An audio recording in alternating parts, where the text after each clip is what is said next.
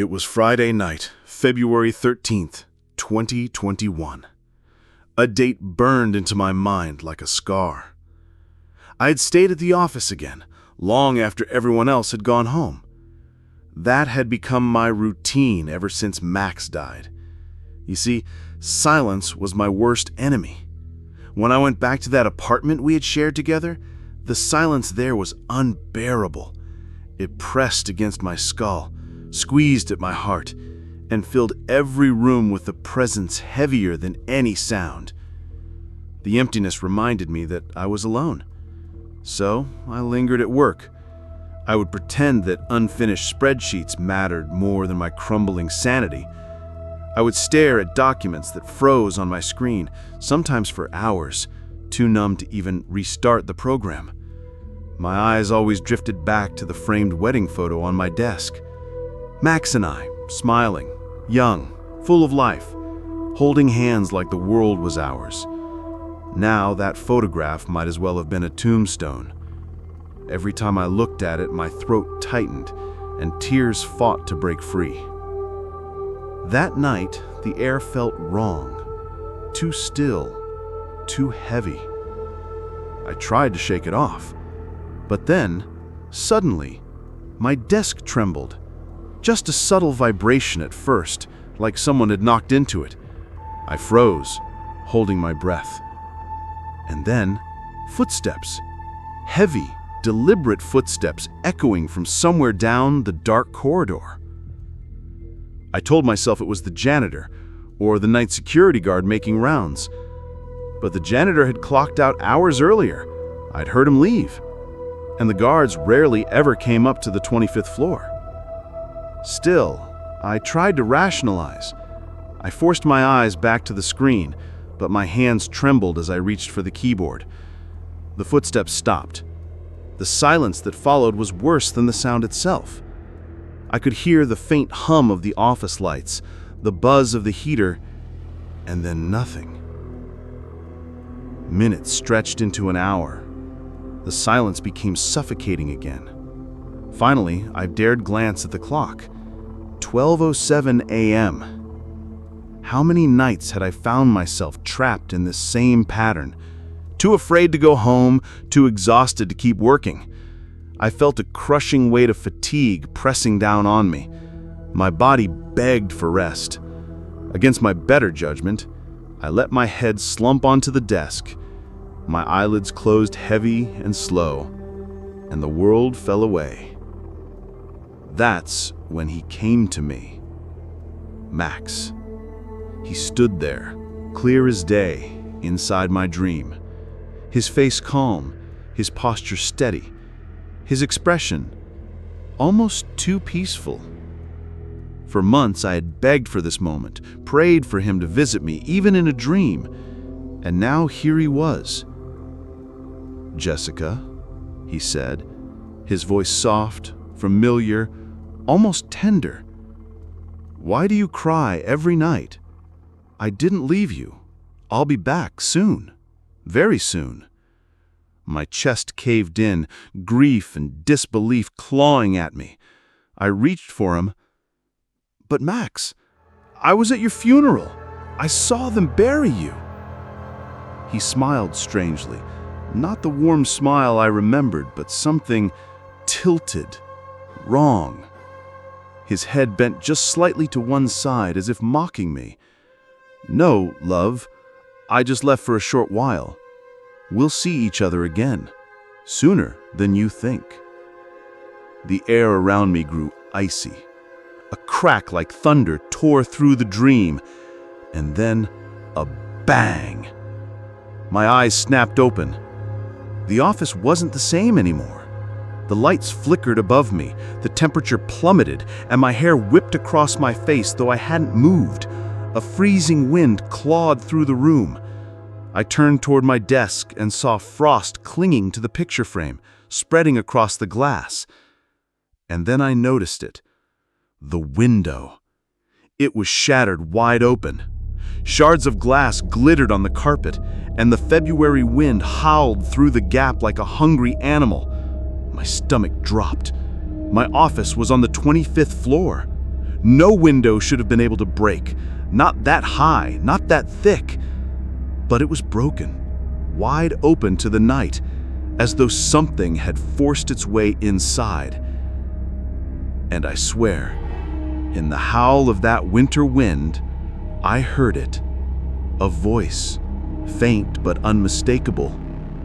Soon. That was the moment I knew I should have never stayed so late. I don't remember falling back asleep that night, but somehow I did. Maybe the cold air numbed me into a trance.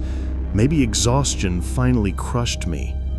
Or maybe, I sometimes wonder, something else pulled me under. Something that wanted me unconscious, vulnerable, open. When I woke, I wasn't in my office anymore. I was standing in a hallway that I didn't recognize. The walls were damp, peeling, and stretched on endlessly, one fluorescent bulb flickering overhead.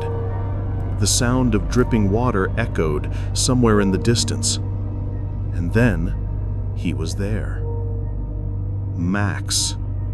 The moment I saw him, my heart split open. He stood at the far end of the hallway, not in the sharp tuxedo from our wedding photo, not in the casual clothes he always wore, but in something different, something darker. A black suit that didn't quite fit right, as though it belonged to someone else. His skin was pale, almost gray, but his face was calm, almost too calm. "Jessica," he said. His voice carried through the corridor, soft but unnaturally clear, as if whispered right into my ear. "Why do you cry every night? Why do you torment yourself?" I couldn't stop myself. I ran toward him, tears already burning my eyes. "I miss you, Max. I miss you so much. Why did you leave me? Why did you die so early?" He tilted his head at me, his smile faint but chilling. "Die? What are you saying? I never died. I just left for a short while." My breath caught. My body shook. I wanted to scream at him, to argue, but the words tangled in my throat. "Max, I was there, at your funeral. I saw your body. I watched them lower you into the ground. Don't you remember?" His eyes darkened, like clouds swallowing the sun. The smile on his lips never faded, but it twisted into something cruel. "No, love, you're mistaken. That wasn't me. I've been waiting for you. And soon, very soon, we'll be together again." I swear to you, his eyes glistened, not with tears, but with something wet and black, like oil. Then came the sound. A sharp bang, like a gunshot or a heavy door slamming shut. The walls around me shook. I turned, startled, and when I looked back, Max was gone.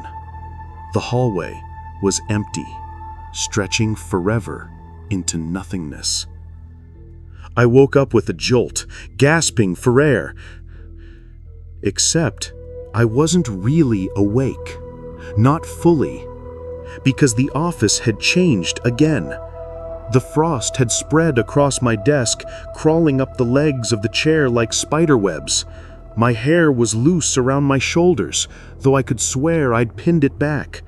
I reached up, confused, and realized the hairpin was gone. And that's when I noticed the cold. Not just winter chill cold. No. This was bone-deep, marrow-freezing cold, the kind that made my teeth ache and my lungs burn. My breath rose in pale white clouds. I looked around, and the shadows seemed thicker, almost alive. The entire floor was drenched in an unnatural silence, broken only by the low groaning of the wind. It was then I realized the window was still broken. But this time, it wasn't just wind rushing in. The air had weight. It pressed against me like invisible hands, tugging at my clothes, pulling at my skin. My body swayed toward the shattered glass before I forced myself back. Panic flared in my chest. I whispered his name, "Max?" And I heard it again. A voice, not from outside, not from the hallway, from the shadows themselves, curling along the walls, hissing through the broken window. "Soon." The syllable slithered across my skin, heavy and venomous. My stomach dropped as if I were already falling, plummeting from the 25th floor. I clutched my desk, shaking, staring at the black night sky beyond the window. For just a moment, in the silvery light of the moon, I thought I saw a face, his face, reflected in the jagged shards of glass. His smile, his eyes, and then it was gone.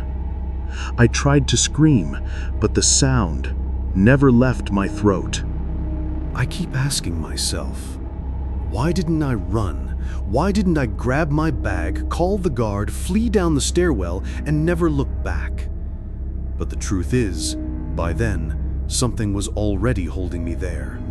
Something I couldn't see, but could feel wrapping around me, the way a snake coils around prey before it strikes. The window should have been impossible. We were on the 25th floor. The glass was supposed to be reinforced, shatterproof, and yet it gaped open that night, jagged edges catching the moonlight, the February wind screaming through like a living thing. I stood frozen, my shoes crunching on shards scattered across the carpet. My body trembled, but my eyes wouldn't look away. I felt like if I turned, if I broke eye contact with that impossible window, something would crawl through it. The air grew colder with every second.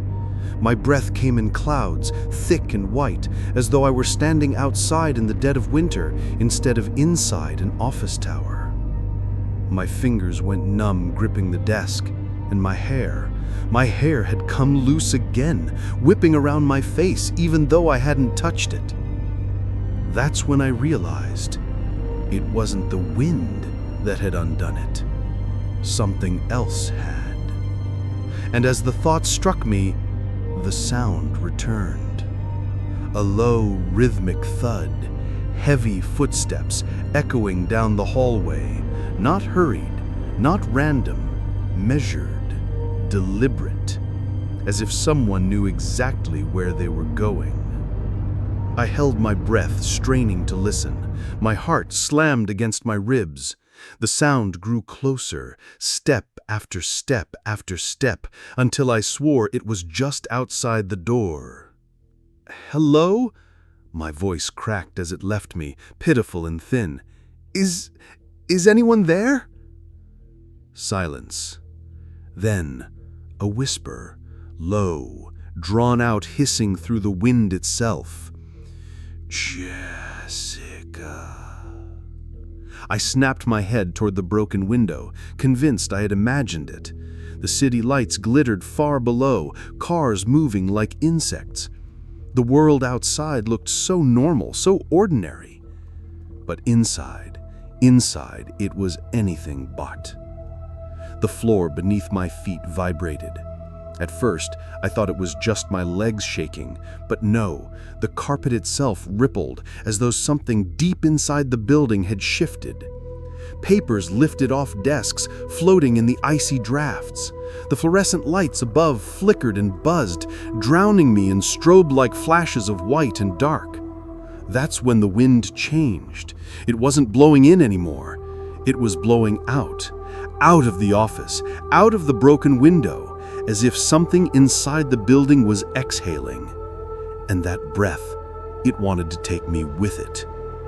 I stumbled back, clutching the edge of my desk until my knuckles turned white. My body leaned forward against my will, my heels dragging grooves into the carpet.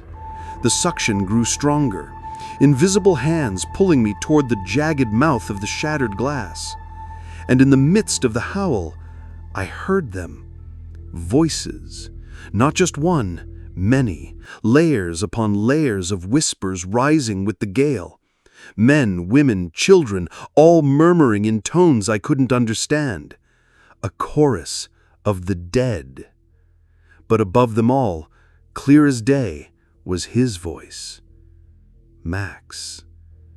Come with me, Jess. Just one step.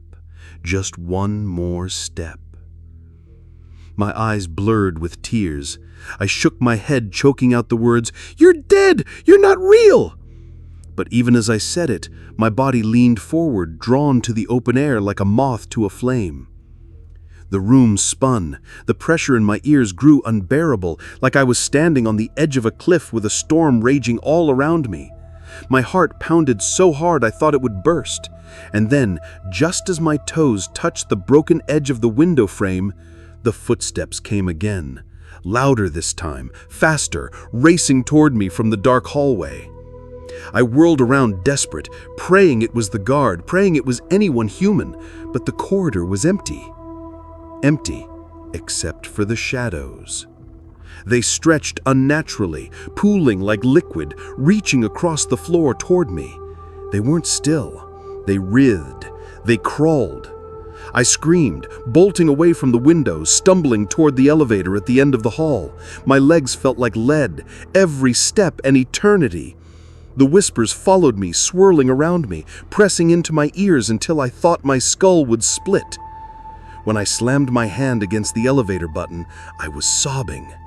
The lights above the door flickered, the machine groaned, and I thought it would never open. But finally, the doors slid apart, and I threw myself inside. The doors closed, the wind's howl cut off, and for one horrifying second, there was silence. But it wasn't relief, because silence, I realized, was far worse. I can still hear the elevator doors closing. That metallic slam, final and sharp, was supposed to mean safety.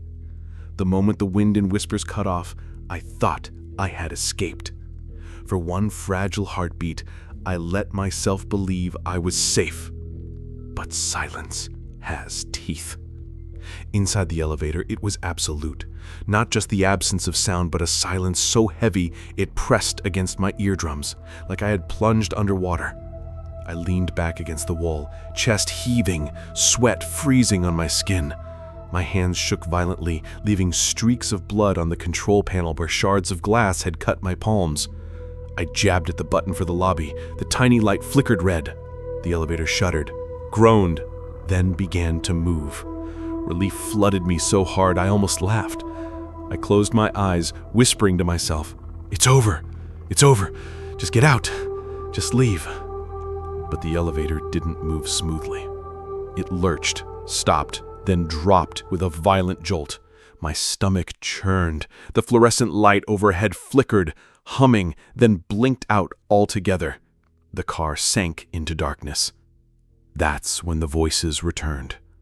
At first, only faint, like whispers traveling down a long tunnel, then clearer, louder, overlapping each other until the elevator was filled with them. Men, women, children, whispering words I couldn't understand. Some were crying, some were laughing, and some were screaming, long, guttural wails that pierced the silence like knives. I pressed myself against the wall, shaking my head, clawing at my ears. "Stop! Please, stop!" And then his voice rose above them all. Max. So close, so intimate, it was as if his lips were brushing my ear. "I told you I'd be back. I told you we'd be together soon." "Max!" I sobbed, collapsing to my knees. "Why are you doing this? What do you want from me?" There was a pause. Then softly, "Forever," the elevator screeched violently. Sparks rained from the ceiling as the numbers above the door flickered.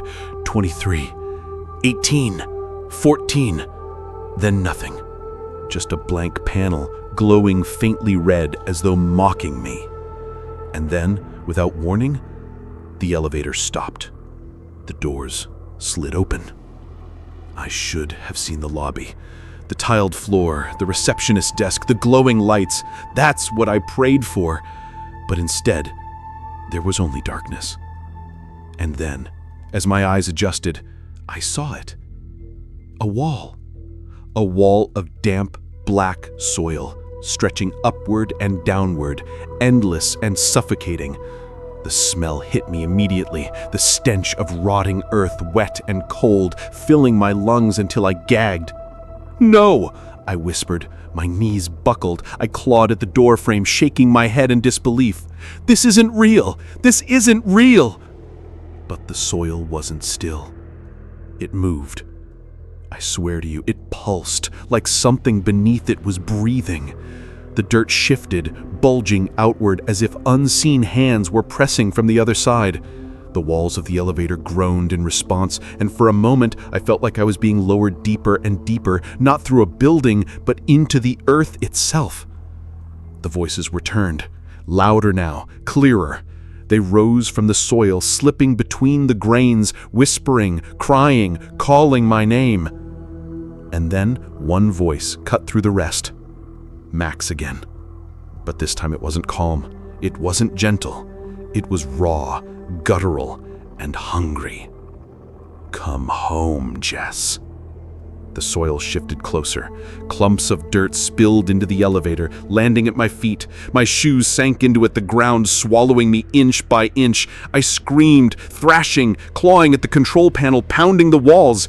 The elevator didn't respond. It just trembled, as though enjoying my panic. I looked up at the ceiling light, the only source of illumination left, and saw something that froze my blood. A hand. Pale, thin fingers pressed against the vent, pushing through, grasping for me. The nails were black, curling, broken. Another hand followed. Then another. Dozens of hands, all forcing their way through the cracks, reaching down towards me. I collapsed into the corner, sobbing, covering my face. "Please, please, I just want to go home. I don't want this. I don't want any of this." But the voices only laughed. The soil crept higher, swallowing the elevator floor. And Max's voice, sweet and venomous, whispered once more. "Home is waiting. Just open the door." And when I opened my eyes again, the soil was inches from my face. This is the last thing I will ever write. I can feel it. My hands are trembling too much to keep the letters straight, and the air around me grows colder with every passing second. Something is waiting for me, just beyond the edge of sight, and I know when I stop writing, when the last word leaves my pen, it will take me. But you must hear how it ended. The elevator should have crushed me. The soil should have buried me alive. But instead, it was worse. The ground kept rising. My shoes sank ankle deep, then calf deep, and I screamed until my throat was raw, clawing at the buttons, pounding my fists against the steel walls. Then, suddenly, the elevator jerked again, violent, bone-rattling, and with one last metallic groan, it stopped. The doors creaked open. I expected more dirt, more darkness, but what I saw made me wish for burial. A tunnel stretched out before me, narrow, suffocating, the walls nothing but soil packed tight, dripping with moisture.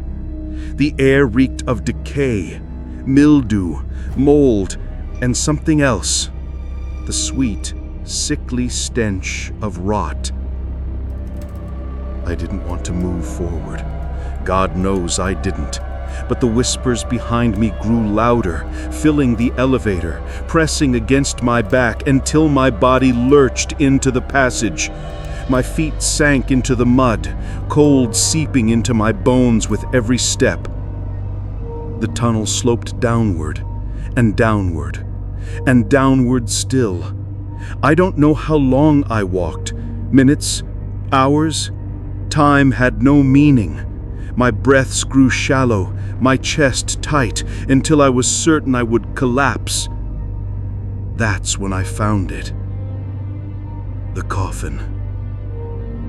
It was half buried in the soil, tilted slightly, its lid crusted with dirt and rot. The wood was warped, swollen, as though it had been underground for decades. Yet it wasn't broken. It wasn't empty. I knew before I touched it. My knees buckled, and I fell before it, sobbing, "No, no, please God, no!" My fingers shook as I brushed soil from the lid. My breath came in shallow gasps. I didn't want to open it.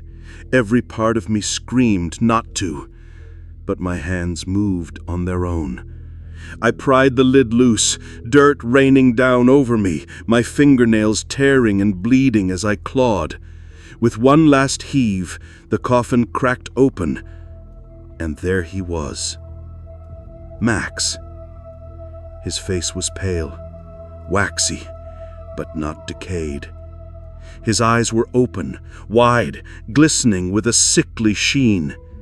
And that smile, the same twisted smile I'd seen in my dream, spread across his lips. "Jessica," he whispered. His voice was not his voice. It came from everywhere, inside me, around me, beneath the soil itself. "I told you I'd be back. I told you we'd be together again." I screamed, falling back into the mud, clawing at the ground, but the soil shifted, swallowing my arms, my legs, pulling me toward the coffin. His hands, those cold gray hands, rose from the box, reaching for me. "Come home, love. Come where I've been waiting." The tunnel collapsed around us, dirt raining, crushing, suffocating. My mouth filled with earth, my lungs burning, my body thrashing. I clawed upward, desperate for air, desperate for light.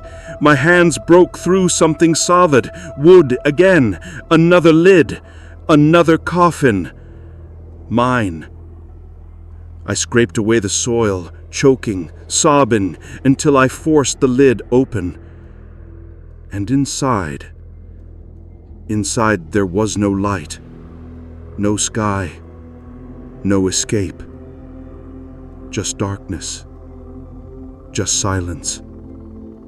And Max, lying beside me, his arms open, waiting. I don't know if I'm alive anymore. Maybe I never was. Maybe I've been dead since the moment he died, and this was only the truth clawing its way to the surface. But I can feel it now, the soil pressing tighter, the voices rising, Max's cold breath against my cheek. I don't know if anyone will ever find these words. But if you do, if you're reading this, listen to me. Don't stay late. Don't linger after midnight. And for God's sake, don't answer when the dead call your name. Because if you do, you won't go home. You'll go into the earth with them.